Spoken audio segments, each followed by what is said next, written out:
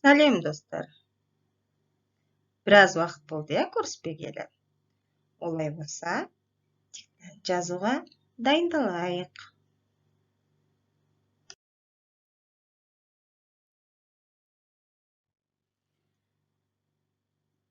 Алдымен балалар, диктант жазбас бұрын өткен әрібімізді еске түсіріп алайық. Алдымызда тұрған Ғ әріпінің баспа түрі.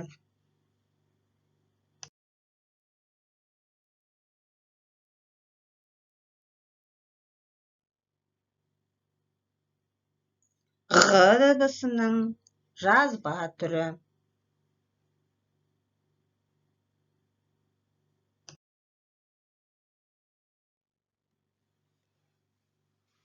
Ал балалар, біз Ғ әрпінің баспа және жазба түрін есімізге түсіріп алдық.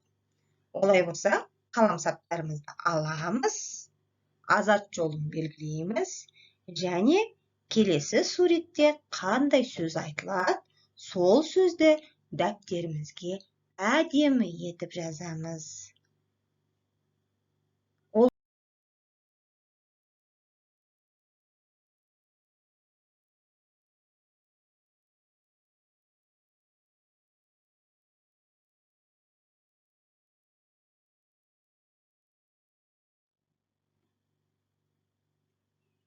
Қоға, қоға, қоға.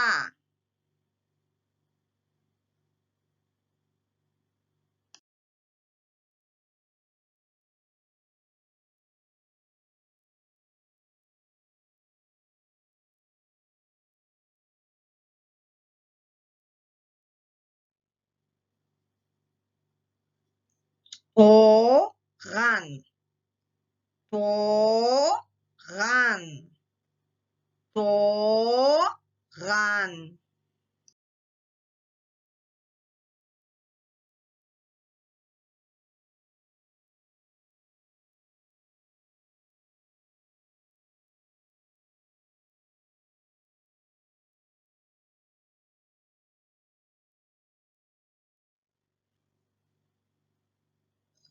Шағала,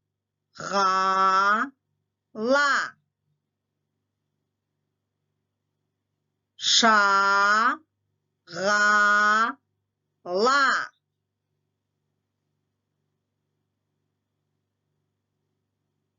Шағала.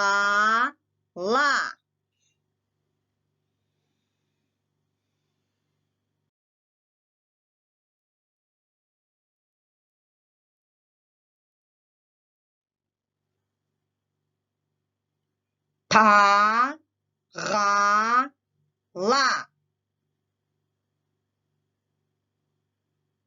тағала.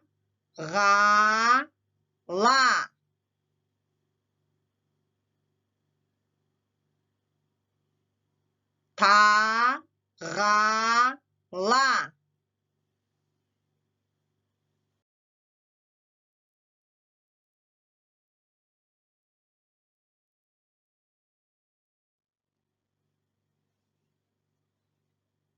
Баға, баға,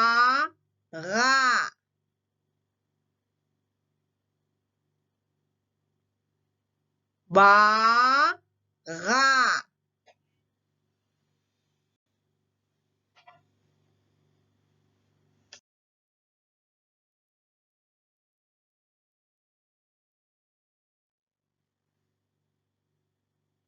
Балға,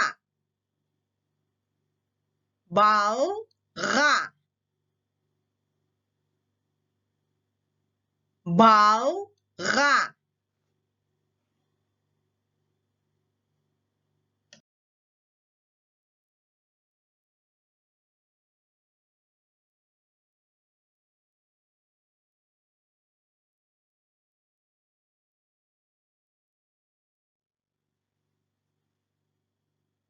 Ағаш,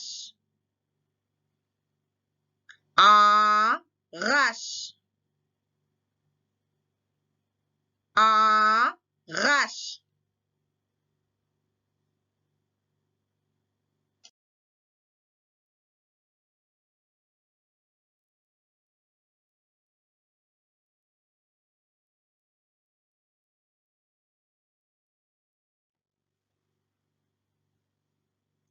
Қарлығаш.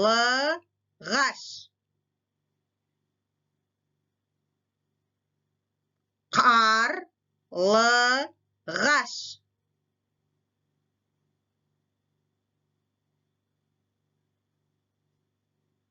Қарлығаш.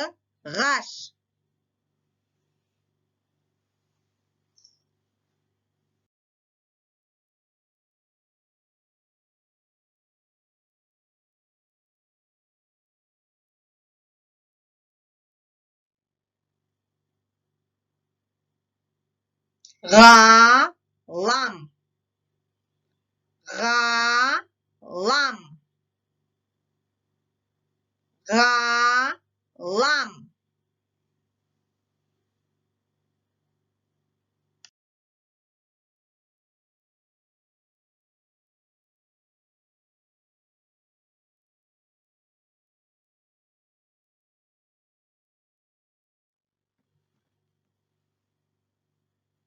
Ғалым. Ғалым. Ғалым.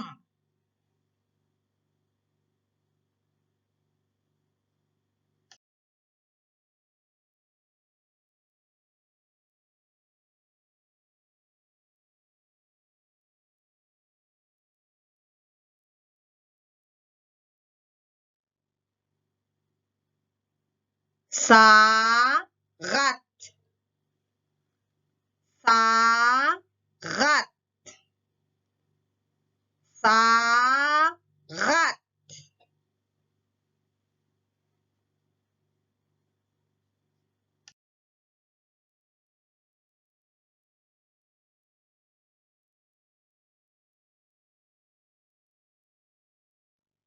Балалар, диктант жазып болсақ, алдымыздағы сөзді оқимыз және дәптерге көшіріп жазамыз.